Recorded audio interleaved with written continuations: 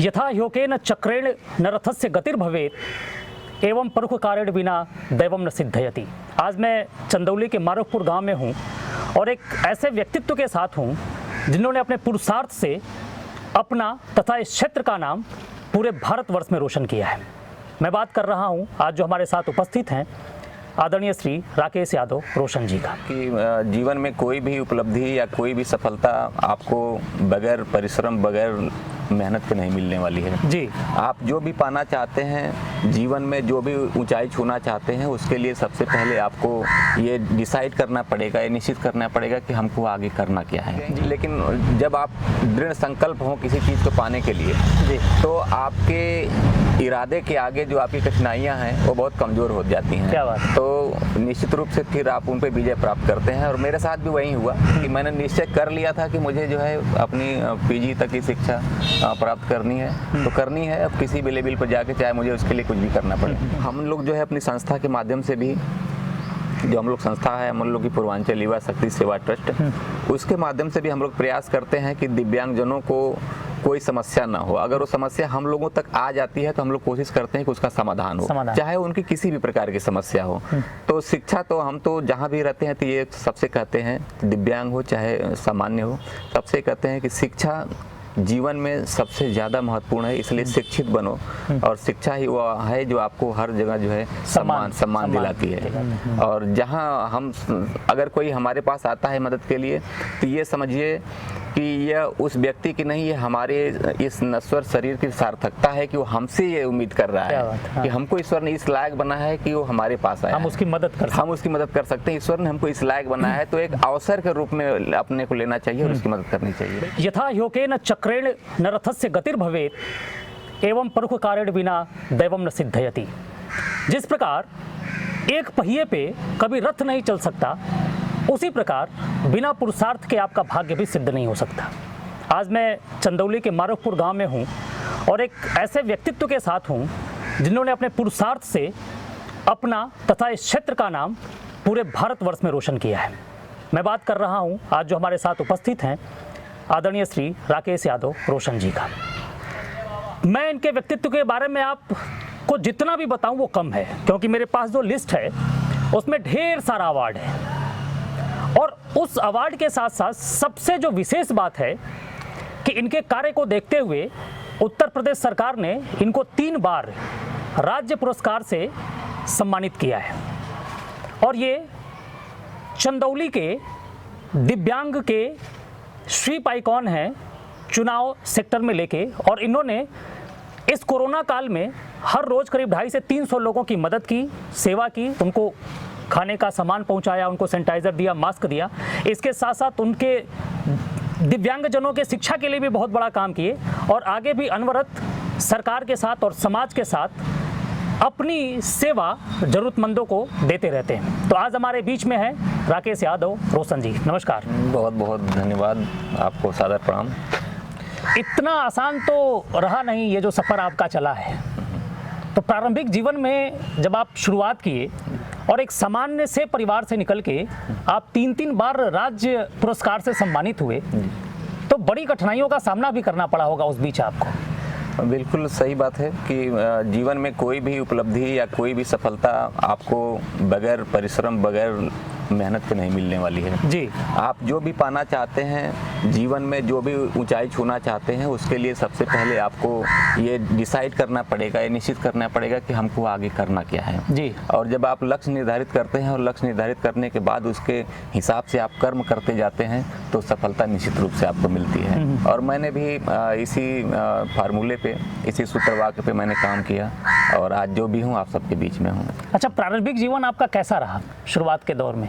देखिए, प्रारंभिक जीवन हम लोग का बहुत संघर्षमय रहा, क्योंकि मैं एक किसान परिवार का लड़का हूँ, किसान पिताजी हैं और हम लोग 5 भाई बहन हैं। तो उसमें से जानते हैं कि जब परिवार में बहुत सोर्स ऑफ इनकम नहीं होता है तो लोगों को पढ़ाई लिखाई दवाई इस सब में बहुत संघर्ष करना पड़ता है। तो हमने ये पहले से ही निश्चित कर लिया था कि अपनी शिक्षा जो है कभी हम बाधित नहीं होने देंगे। इसके लिए मुझे कुछ भी किसी भी लेवल पे जाके काम करना पड़े, लेकिन शिक्षा पूरी करेंगे। तो प्रारंभिक शिक्षा मैंने अपने गांव से मारूपुर से ही प्राप्त किया। उसके बाद इंटरमीडिएट की शिक्षा सैदपुर टाउन सेंटर कॉलेज वहाँ से प्राप्त किया, और फिर वहीं से फिर हमने डिसाइड किया था कि मैं भारत के सबसे बड़े विश्वविद्यालय काशी हिंदू विश्वविद्यालय में अध्ययन करूंगा। तो वहाँ मैंने प्रवेश लिया। तो उसमें मेरे बहुत सारे गुरुजन थे जो बहुत सहयोगी रहे हमारे, जिन्होंने मुझे उस मंजिल पहुँचाया। वहाँ से पढ़ाई लिखाई करने के बाद फिर समाज में आया, फिर पत्रकारिता में आया, फिर जो है कि एक नई सफ़र पे मैं निकला और बहुत सारी लोग मिलते गए और कारवां बढ़ता गया। तो ये शिक्षा का ये दौर रहा। यहाँ से जाने के बाद भी काशी हिंदू विश्वविद्यालय में बहुत सारे संघर्ष रहे, क्योंकि बड़ा विश्वविद्यालय था और मैं गांव का था जो है। तो बहुत सारी समस्याएं आती गई, लेकिन जब आप दृढ़ संकल्प हो किसी चीज़ को पाने के लिए, तो आपके इरादे के आगे जो आपकी कठिनाइयां हैं वो बहुत कमज़ोर हो जाती हैं। क्या बात। तो निश्चित रूप से फिर आप उन पर विजय प्राप्त करते हैं, और मेरे साथ भी वही हुआ कि मैंने निश्चय कर लिया था कि मुझे जो है अपनी पीजी तक की शिक्षा प्राप्त करनी है, तो करनी है। अब किसी भी लेवल पर जाके चाहे मुझे उसके लिए कुछ भी करना पड़े, मैंने किया भी, और आज आपके बीच में हूँ। अच्छा, इतना सामान्य परिवार के होने के साथ, जैसे पिताजी किसान करते रहे, परिवार काफ़ी बड़ा था, तो आर्थिक अभाव तो रहा होगा, उसके बाद भी शिक्षा के प्रति आपका शुरू से दृष्टिकोण इतना मजबूत कैसे बना रहा? क्योंकि मैं देखिए मैंने अंबेडकर जी को पढ़ा, अंबेडकर जी के बारे में मैंने सुना, और बहुत सारे लोगों को मैं देखता था जो बचपन में ही जो है कि जो बहुत नामचीन हुए। तो नामचीन कैसे हुए, आखिर तो उन्होंने कौन सा ऐसा कर्म किया कि नामचीन हुए? तो उसके मूल में जब मैं गया तो मुझे लगा कि नहीं, कि ये पहले तो सबसे पहले शिक्षित हैं। ये शिक्षा इनका सबसे बड़ा हथियार है, और जिसके वजह से ये आज जो है इस समाज में इतना नाम किए हैं। तो शिक्षा के साथ साथ आप कर्म करते हैं तो सफलता मिलती है जी। तो शिक्षा के प्रति मेरी जागरूकता बचपन से ही रही जो है कि पढ़ना है। और चूंकि आप जानते हैं कि शारीरिक रूप से दिव्यांगता भी है, तो मैंने सोचा कि जब हम कोई शारीरिक श्रम नहीं कर सकते हैं तो एक ऐसा यही एक माध्यम है जिसके माध्यम से हम समाज में कुछ अपना पहचान बना सकते हैं। इसके लिए हमने ये शिक्षा को अपना माध्यम बनाया जो है जी। मतलब शुरू से ही इस चीज़ को लेके बहुत आश्वस्त थे? बहुत निश्चित था बचपन से ही कि मुझे शिक्षा को ब्रेक नहीं करना है, और शिक्षा को कभी जो है तोड़ना नहीं, उसको प्राप्त करना है। अच्छा, जिला चंदौली के आप स्वीप आइकॉन हैं जी, दिव्यांगजनों के जी। तो आप दिव्यांगजनों के लिए और क्या क्या काम कर रहे हैं यहाँ पे चंदौली जनपद में? पूरे जनपद में 2016 में मुझे यहाँ का स्वीप आइकॉन बनाया गया जी। और दिव्यांगजनों के लिए सबसे ज़्यादा तो जो निर्वाचन विभाग ने मुझे जिम्मेदारी दिया है कि इनको वोटर के बनाने के लिए जी। और वोटर जो हमारे हैं, जो दिव्यांग भाई हैं या जो सामान्य हैं, सबको जो है मतदान करने के लिए उनको जागरूक करना। अच्छा। कि बहुत सारे लोग होते हैं, सोचते हैं कि हमारे एक वोट देने से क्या हो जाएगा, लेकिन ऐसा नहीं है कि हमारा एक वोट जो है कोई सरकार बना सकता है और कोई सरकार गिरा सकता है। तो अगर हम सारे लोग अगर ये मान के चलें कि हमारे एक वोट से क्या होगा, तो बहुत सारे लोग मतदान करने ही नहीं जाएंगे। और आप जानते हैं कि लोकतंत्र में मतदान कितना बड़ा महत्व है। एक आम आदमी जो रिक्शा चलाने वाला है और भारत का राष्ट्रपति है, दोनों के मत एक समान होते हैं। ये हमारे लोकतंत्र की सबसे बड़ी खूबसूरती है। तो हम मतदान जब करेंगे तो एक अच्छी सरकार बनेगी। एक अच्छी सरकार बनेगी तो हमको बिजली, सड़क, दवाई, पढ़ाई लिखाई सारी चीज़ें मिलेंगी। तो हमको मतदान करना चाहिए, इसके लिए हम लोग प्रयास करते हैं। अच्छा, चंदौली में कितने रजिस्टर्ड दिव्यांगजन लोग हैं? इस समय यहाँ पर 11,665 दिव्यांग। 11,665। हाँ, तो इन लोगों के लिए सरकार अभी क्या कदम उठा रही है? किस तरीके से इन लोगों की मदद कर रही है? देखिए, अभी जो सरकार, जो उत्तर प्रदेश सरकार है, ये तो बहुत सारी योजनाएं जो इनके लिए चलाई जा रही हैं, जैसे पेंशन है, रोजगार के लिए है, और बैसाखी ट्राईसाइकिल है, मोटरसाइकिल साइकिल है, ये सारी चीज़ें उनके लिए उपलब्ध हैं। और इसमें एक जो इलेक्शन कमीशन ऑफ इंडिया है, जो भारत निर्वाचन आयोग है, इस बार जो है दिव्यांगजनों के लिए ये सुविधा मुहैया करा रहा है कि उनको अब मतदान करने के लिए बूथ पे नहीं जाना होगा, उनको उनके घर पे ही बैलेट उपलब्ध कराया जाएगा और वो अपने घर पर ही मतदान करेंगे और फिर उनका बैलेट जमा होगा। मतलब ये इलेक्शन कमीशन सेवा के तौर पे उनको दे रही है? हाँ, इलेक्शन कमीशन ऑफ इंडिया ये अच्छा। पूरे भारत में जो है कि इस बार से लागू किया गया है और न केवल दिव्यांग बल्कि 80 साल के जो बुजुर्ग हो गए हैं उनके लिए भी और जो कोरोना पॉजिटिव हैं उनके लिए भी ये 3 व्यक्ति ऐसे हैं समाज के जिनको इस बार जो है इलेक्शन कमीशन उनके घर पे मतदान की सुविधा देने जा रहा है। और इसके लिए सबसे ज़्यादा जरूरी ये है कि जो दिव्यांग जो है दिव्यांग के रूप में रजिस्टर्ड नहीं है मतदाता सूची में, तो अपने को पहले चिन्हित कराएं। जो PWD ऐप है उसमें उसको डाउनलोड करके उसको जो है अपना नाम दर्ज कराएं ताकि एक चिन्हांकन हो सके कि ये व्यक्ति दिव्यांग है और उनके यहाँ हमारे BLO जाएं और उनको जो है चिन्हित करके उनको बैलेट दें और उनको सुविधा का लाभ दें। तो ये जरूरी है। अच्छा, आपने तो आपका दृष्टिकोण शुरू से शिक्षा के प्रति बहुत क्लियर था, आप बहुत संघर्ष करके हिंदू यूनिवर्सिटी काशी हिंदू विश्वविद्यालय से आपने शिक्षा ग्रहण की। तो जो रजिस्टर्ड दिव्यांग हैं 11,000 कुछ आपने जो बताया, इनकी शिक्षा दीक्षा कैसे चल रही है? अब देखिए सरकार के स्तर पे बहुत सारे प्रयास किए जा रहे हैं कि समाज का जो अंतिम व्यक्ति है, चाहे वो दिव्यांग हो चाहे आर्थिक रूप से कमजोर हो, सभी लोगों को जो है मुफ्त शिक्षा दी जा रही है। शिक्षा का अधिकार जो लागू किया गया है वो इसीलिए है कि कोई व्यक्ति छूट ना पाए, शिक्षा से वंचित ना होने पाए। तो ये हमारे गार्जियंस की भी ये जिम्मेदारी बनती है और समाज के जो जागरूक लोग हैं उनकी जिम्मेदारी बनती है कि अगर आपके आसपास में आस पड़ोस में गाँव में कोई बच्चा ऐसा है जो दिव्यांग है और वो पढ़ने में अक्षम हो रहा है तो आप उसको मदद करें और विद्यालय तक पहुंचाने के काम करें। हम लोग जो है अपनी संस्था के माध्यम से भी, जो हम लोग संस्था है हम लोग की पूर्वांचल युवा शक्ति सेवा ट्रस्ट, उसके माध्यम से भी हम लोग प्रयास करते हैं कि दिव्यांगजनों को कोई समस्या ना हो। अगर वो समस्या हम लोगों तक आ जाती है तो हम लोग कोशिश करते हैं कि उसका समाधान हो, चाहे उनकी किसी भी प्रकार की समस्या हो। तो शिक्षा तो हम तो जहाँ भी रहते हैं तो ये सबसे कहते हैं, दिव्यांग हो चाहे सामान्य हो, सबसे कहते हैं कि शिक्षा जीवन में सबसे ज़्यादा महत्वपूर्ण है, इसलिए शिक्षित बनो और शिक्षा ही वो है जो आपको हर जगह जो है सम्मान दिलाती है। तो ये ज़्यादा महत्वपूर्ण है हमारी समझ से। और दिव्यांग भाई भी उससे अगर वंचित रहते हैं तो मैं समझता हूँ कि ये दुखद बात है। सरकार इतना प्रयास कर रही है और सरकार के प्रयास पे उस पर पानी फिरने का काम होगा। तो हम सभी का ये नैतिक दायित्व है कि हम उनको, मतलब समाज का सर्वांगीण विकास तभी होगा जब एक एक व्यक्ति का विकास होगा। आप इलेक्शन कमीशन ऑफ इंडिया से बहुत जुड़े हुए हैं जी, और 2022 में चुनाव भी है। जी। तो एक बहुत उथल पुथल सी स्थिति है लोगों में कि किसको वोट दिया जाए किसको नहीं दिया जाए। तो मैं पार्टी वाइज नहीं पूछ रहा हूँ, मतलब एक जो नैतिकता है, चाहे वो किसी भी व्यक्ति का हो, कैंडिडेट आपके सामने अगर आए तो उस व्यक्ति के अंदर लोगों को क्या देखना चाहिए आपके हिसाब से? देखिए, लोकतंत्र में 5 साल पे जो है ये पर्व आता है, इसको हम लोग महापर्व के रूप में मनाते हैं पूरे हिंदुस्तान में। कि और ये कहा गया है कि अब्राहम लिंकन ने एक शब्द कहा है कि जो है जो सरकार होती है वो जनता के द्वारा, जनता के लिए और जनता के द्वारा चुनी जाती है। तो उनके लिए, जनता के लिए है। तो जनता 5 साल में एक बार सरकार बनाने का उनको मौका मिलता है। तो जब मतदान जब आता है, मतदान की तिथि, तो बहुत सारे कैंडिडेट आपके बीच में आते हैं और अपने को सबसे बेस्ट कैंडिडेट के रूप में प्रेजेंट करते हैं। और नहीं भी रहते हैं तो बहुत सारे लोग जो है तमाम प्रकार के प्रलोभन देते हैं अपने पक्ष में मतदान के लिए।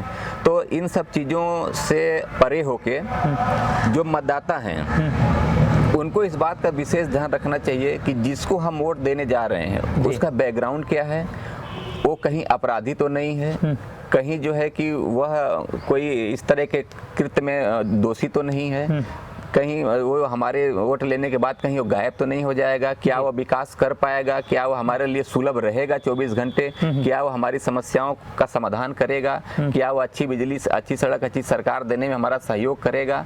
इन सब बातों पे हमको मतदान करना चाहिए। अब ये लोकतंत्र का एक दुखद पहलू ये भी है कि मतदान जो है जाति धर्म के नाम पर लोग ज़्यादा फोकस करके देते हैं कि ये हमारे जाति का है, ये हमारे क्षेत्र का है, ये हमारे गाँव का है, ये हमारी रिश्तेदारी में है। इससे लोकतंत्र कमजोर होता है और जब लोकतंत्र कमजोर होता है तो हम कमजोर होते हैं, देश कमजोर होता है। एक अच्छे व्यक्ति का चुनाव आप करेंगे तो एक अच्छा व्यक्ति जब विधानसभा में, लोकसभा में जाता है तो एक अच्छी सरकार बनाता है, अच्छी सरकार का हिस्सा बनता है, अच्छी नीतियां बनाई जाती हैं, वो आपके लिए बनती हैं। जब अगर मान लीजिए कोई अनपढ़ व्यक्ति अगर आप चुनते हैं, अपराधी व्यक्ति चुनते हैं जिसको कुछ पता ही नहीं जी। है, अगर वो आपके मिनिस्टर बनता है तो जो शिक्षा को जानता ही नहीं वो शिक्षा मंत्री बनता है तो आपके लिए क्या योजनाएं करेगा। जी जी बिल्कुल। तो इसलिए हमको जो है काबिल आदमी को मौका देना चाहिए। और इन सब चीज़ों में अगर कोई दारू देता है, मुर्गा देता है, साड़ी बांटता है, इन सब चीज़ों को दरकिनार करके ऐसे लोगों को बिल्कुल इग्नोर करना चाहिए कि क्योंकि ये अपनी नाकामियों को छिपाने के लिए इस तरह के प्रलोभन मतदाताओं को देते हैं। और इनसे जो है कि बचने के लिए सबको अवेयर करना चाहिए कि एक स्वस्थ लोकतंत्र की स्थापना के लिए, एक अच्छी सरकार बनाने के लिए हम सभी लोगों को एक अच्छे व्यक्ति को चुनना चाहिए। वो पढ़ा लिखा हो और ज्ञानी हो, सच्चरित्र हो और जो अपराधी ना हो, जो आपके बीच में उपलब्ध हो, जो आपके बीच में हमेशा उठने बैठने वाला हो, आपकी समस्याओं को सुनने वाला हो, सर्वसुलभ हो। ऐसा व्यक्ति ही आपके क्षेत्र का, आपके देश का, आपके जिले का विकास कर सकता है। बिल्कुल। अगर आप वोट देने जा रहे हैं तो आप इनकी कही गई बातों का विशेष ध्यान रखिएगा, क्योंकि आपका एक वोट आपके भविष्य के साथ साथ आपके बच्चों के भी भविष्य के निर्धारण का काम करेगा। बिल्कुल। हमारा वोट, आज का जो हमारा वोट है, कल हमारे आने वाली पीढ़ियों के लिए वही जो है कि काम करने वाला है। क्योंकि जो नीतियां बनेंगी तो आज जो नीति बनती है वो आगे तक लागू होती है। जी जी। तो हमको जो है अपने साथ साथ आने वाली पीढ़ी के भी भविष्य को ध्यान में रख के ही मतदान करना चाहिए। बिल्कुल। योग्य व्यक्ति को चुनिए, चाहे वो आपके जाति का हो, धर्म का हो या आपके पार्टी का हो या न हो। हाँ। अगर आपको लगता है कि योग्य है तो निष्पक्ष तौर पे आप जाके वोट करिए। निष्पक्ष और भयमुक्त। भयमुक्त। अच्छा, भयमुक्त के लिए तो इलेक्शन कमीशन ऐसा ही टाइट है। हाँ, जो इलेक्शन कमीशन का जो स्लोगन है कि निष्पक्ष, भयमुक्त और नैतिक मतदान। नैतिक मतदान, ये जो है क्या बात है? कि 3 शब्द उसके इलेक्शन कमीशन के हैं और इसी के पैमाने के आधार पर हम सभी को मतदान करना चाहिए। तो ये बहुत जरूरी है कि हम अपने जो है कि राष्ट्र धर्म का पालन करें, क्योंकि हमको संवैधानिक हमारा अधिकार है मतदान करना। जी। और आप जानते हैं कि बहुत सारे लोगों के दिमाग में रहता है कि जैसा मैंने शुरू में बताया कि मेरे एक वोट देने से क्या हो जाएगा। जी जी बिल्कुल। एक वोट से सरकार गिर गई अटल बिहारी वाजपेयी जी की। जी, जी। तो हमारा एक वोट किसी को बना सकता है, किसी को गिरा सकता है, तो हमको वोट देना चाहिए। अच्छा, इतना सब परिश्रम करने के बाद यहाँ तक पहुँचे तो 3 बार आपको राज्य सरकार ने सम्मानित किया है। जी। तो किस काम के लिए आपको सम्मानित किया? देखिए, एक तो जो 2017 में माननीय मुख्यमंत्री योगी आदित्यनाथ जी ने दिया, वो उत्तर प्रदेश के दिव्यांग जन सशक्तिकरण विभाग का अवार्ड दिया हमको। जो है वो रोल मॉडल का अवार्ड होता है कि एक ऐसा दिव्यांग जो पूरे प्रदेश में रोल मॉडल के रूप में हम सबके बीच में है। अच्छा। और वो उस व्यक्ति को दिया जाता है जो समाज के जीरो से शुरू करता है और अपने आप को जो है स्थापित करता है। ऐसे व्यक्ति जो है कि रोल मॉडल के रूप में होते हैं और उनको देख करके बहुत सारे लोगों को प्रेरणा मिलती है, तो उनको रोल मॉडल का दिया जाता है। तो सरकार ने हमको दिया, इसके लिए हम उनके आपके कार्य से प्रसन्न होके। जी, जो संघर्ष हैं, जो कार्य हैं, उनके द्वारा जो है ये अवार्ड। अच्छा, 2 बार मुख्यमंत्री और 1 बार उप राज्यपाल जी ने भी आपको मुख्यमंत्री जी ने 1 बार दिया 2017 में और 2 बार राज्यपाल जी के द्वारा। 2018 में माननीय जो हमारे महामहिम थे राम नाईक जी, उनके हाथों मिला, क्योंकि उस समय 2017 का मतदान जो चंदौली जिले का तब सर्वाधिक हुआ था। उसके लिए मुझे लखनऊ में बुला करके जो राज्य का पुरस्कार है इलेक्शन विभाग का, बेस्ट इलेक्टोरल प्रैक्टिसेस अवार्ड। अच्छा। ये निर्वाचन विभाग का, भारत निर्वाचन आयोग का बहुत ही रिनाउंस अवार्ड होता है, ये दिया हम उन्होंने।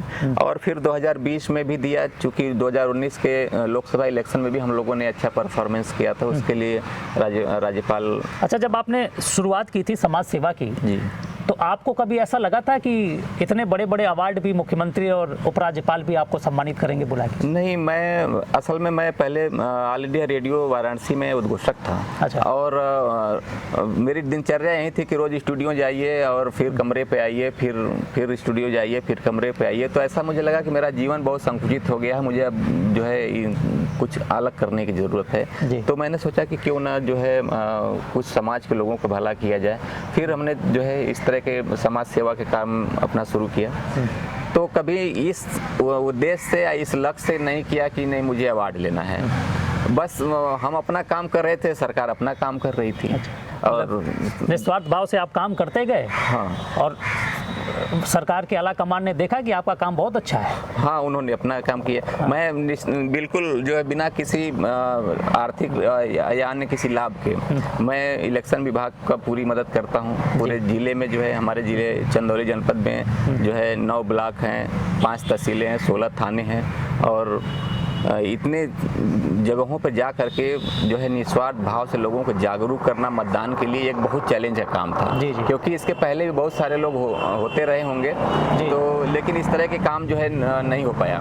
तो हमको जब बनाया गया तो मतदान परसेंटेज 7% बढ़ा जो है 2012 में जो है यहाँ 57% था और मैं जब बना जो है तो यहाँ पर 63% हो गया। तो एक बड़ा अचीवमेंट था जिले के लिए और निर्वाचन विभाग के लिए, तो बड़ी उपलब्धि थी। तो इसके लिए जो अवार्ड दिया गया जो है, तो अवार्ड अपनी जगह है, लेकिन देखिए मेरा ये मानना है कि आदमी चाहे जितनी भी ऊंचाइयों पर चला जाए लेकिन उसको इंसान बने रहना चाहिए। इंसानियत सबसे बड़ी उपलब्धि है जीवन की। हम कुछ भी बन जाएं लेकिन एक इंसान अगर नहीं है तो सारी उपलब्धियां, सारी एजुकेशन सब बेकार है हम लोग की। बिल्कुल सही। हमको एक दूसरे के काम आना चाहिए और हर व्यक्ति के सुख दुख में अगर हम शरीक नहीं हो रहे हैं, किसी की ज़रूरत पे हम खड़े नहीं हो पा रहे हैं या किसी की मदद नहीं कर पा रहे हैं, तो अगर हम सिर्फ अपना पेट भर रहे हैं तो हमारा मानव जीवन जो है बेकार है। ऐसा तो बहुत सारे अन्य जो 84 लाख योनियां हैं उसमें अन्य जीव भी करते हैं, लेकिन उसमें से जो श्रेष्ठ योनि है, अगर मानव जाति में हम पैदा हुए हैं तो निश्चित रूप से हर आदमी की मदद करनी चाहिए। और जहां हम अगर कोई हमारे पास आता है मदद के लिए तो ये समझिए कि यह उस व्यक्ति की नहीं, ये हमारे इस नश्वर शरीर की सार्थकता है कि वो हमसे ये उम्मीद कर रहा है कि हमको ईश्वर ने इस लायक बना है कि वो हमारे पास आए, हम उसकी मदद कर सकते हैं। ईश्वर ने हमको इस लायक बनाया है तो एक अवसर के रूप में अपने को लेना चाहिए और उसकी मदद करनी चाहिए। बिल्कुल, जिसने स्वार्थ भाव के साथ आप काम कर रहे हैं, इतने उच्च विचार के साथ आप काम कर रहे हैं, तो ये मेरी अग्रिम शुभकामनाएं हैं आपके लिए कि ऊपर वाला आपको अगर निगाह पड़ी तो मेरी अग्रिम शुभकामनाएं हैं कि आप अभी चंदौली के स्वीप आइकॉन हैं। आप आने वाले समय में मेरी शुभकामनाएं हैं, हम सबकी शुभकामनाएं हैं जो आपके शुभचिंतक हैं, जो आपको देखते हैं, बहुत करीब से जानते हैं, कि आप प्रदेश के भी स्वीप आइकॉन जल्दी बने। हम कर्म कर रहे हैं, परिणाम ईश्वर के हाथ में है। और गीता में भगवान श्री कृष्ण ने कहा भी है कि आप कर्म करते जाइए, परिणाम की इच्छा न करिए। कर्मण्येवाधिकारस्ते मा फलेषु कदाचन।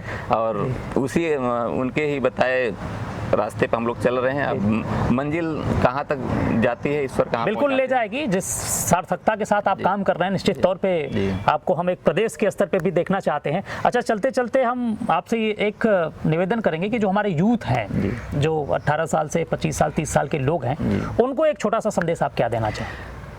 जो हमारे युवा साथी हैं जो शिक्षा प्राप्त कर रहे हैं या जो कहीं काम कर रहे हैं, उनसे मेरा सबसे निवेदन है कि अगर जीवन में आप कोई उन्नति करना चाहते हैं, प्रगति करना चाहते हैं या ऊंचाई को पाना चाहते हैं तो एक लक्ष्य निर्धारित करें और तमाम तरह के कामों को एक साथ न करें।